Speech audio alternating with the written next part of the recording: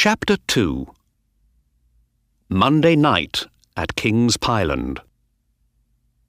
Notes by Inspector Gregory after talking to Edith Baxter, Ned Hunter, Mrs. John Straker, and Mr. Fitzroy Simpson. On Monday evening, Straker locked the stables at 9 o'clock, the usual time. Two of the boys then walked up to the trainer's house for their dinner.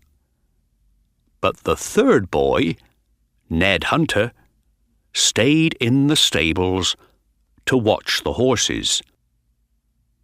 At 9:05, the Straker servant, a girl called Edith Baxter, carried Ned Hunter's dinner down to the stables.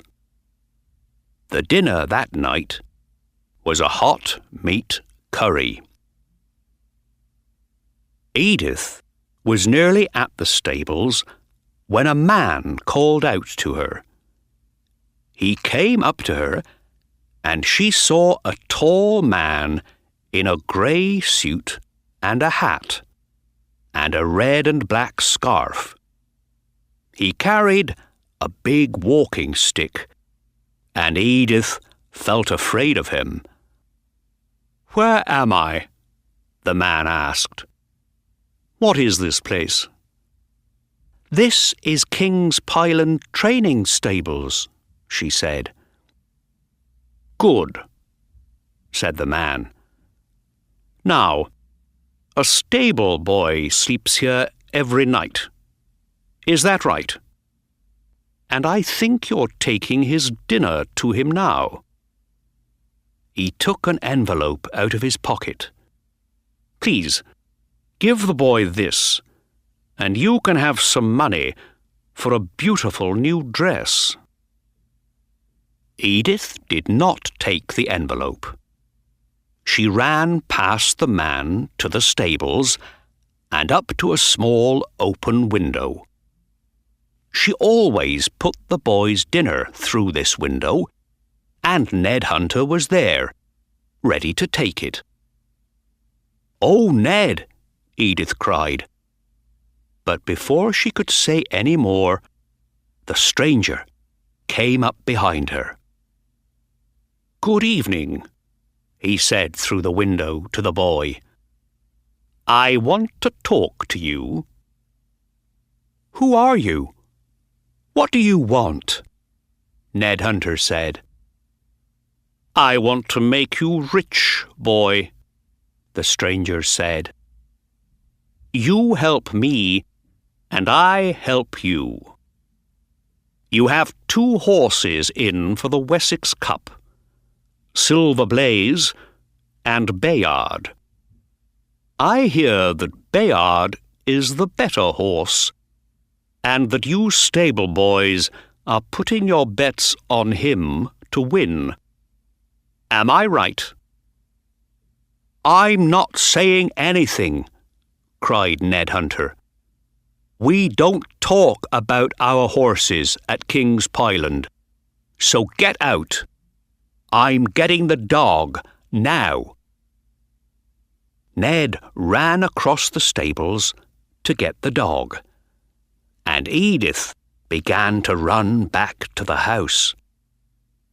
But she looked back after about 30 meters and saw the man at the little window with his head and one arm inside the room. Edith ran on, and a minute later, Ned came out of the building and locked the door behind him.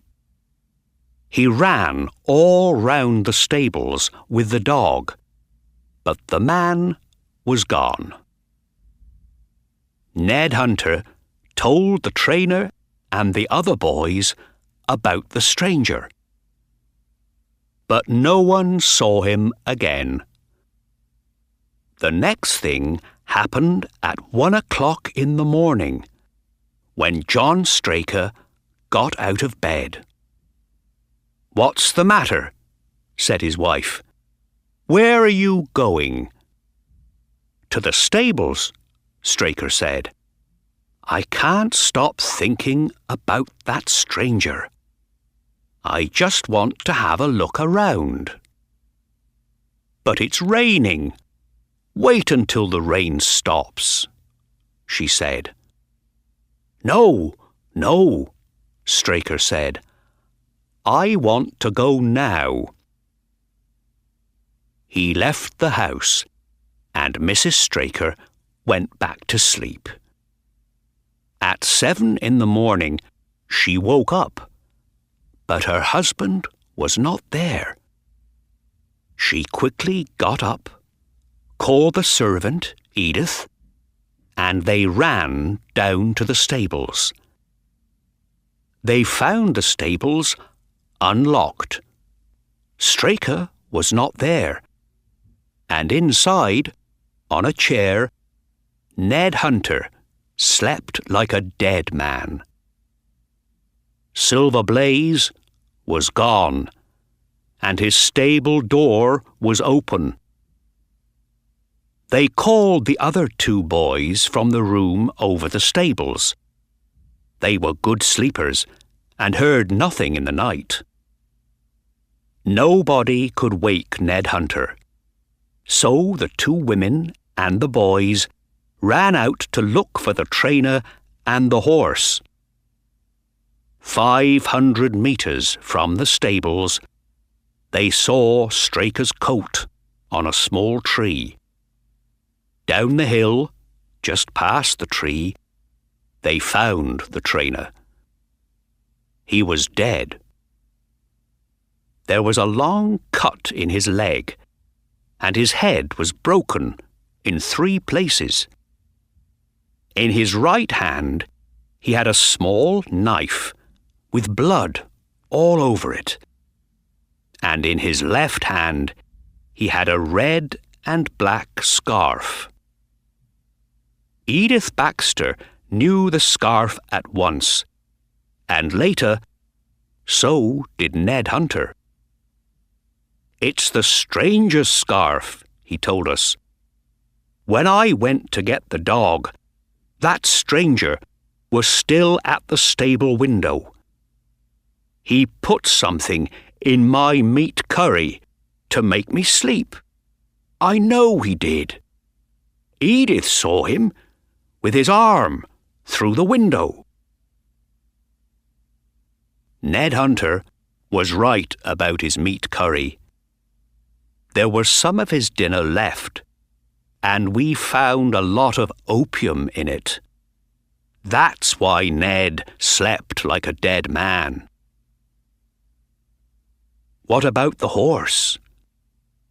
We found his tracks in the mud, next to Straker's dead body. But what happened then? Someone hit Straker on the head and killed him. Did that person take the horse away?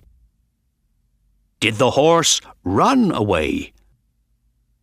Everybody on Dartmoor is looking for Silver Blaze, but there is no news of him. When I began work on the case on Tuesday, we looked for the stranger. He was in Tavistock, and we found him easily.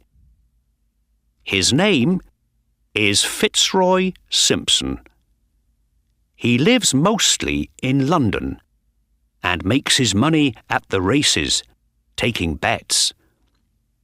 We looked in his betting book and found a number of big bets.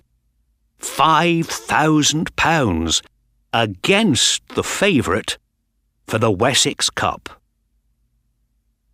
These were his answers to my questions. Why did you come down to Dartmoor? I'm a betting man, Inspector.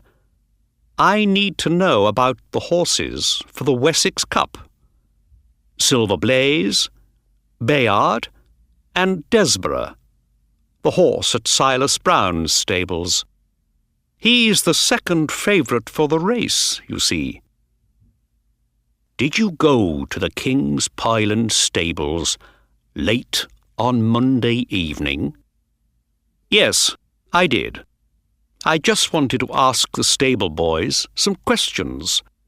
They know the horses better than anyone. And is this your scarf? Yes. Yes, it is. And how did it get into the dead man's hand, Mr. Simpson? Can you tell us that? I don't know, Inspector. I don't know. I never saw the man. I lost my scarf in the dark. It wasn't me, Inspector. It wasn't me. We asked many more questions, but Fitzroy Simpson did not change his story. He was out at King's Pyland that night. His suit was still wet from the rain, and his big walking stick could break a man's head open. But there were no cuts on his body. So where did the blood on Straker's knife come from? And where is the horse?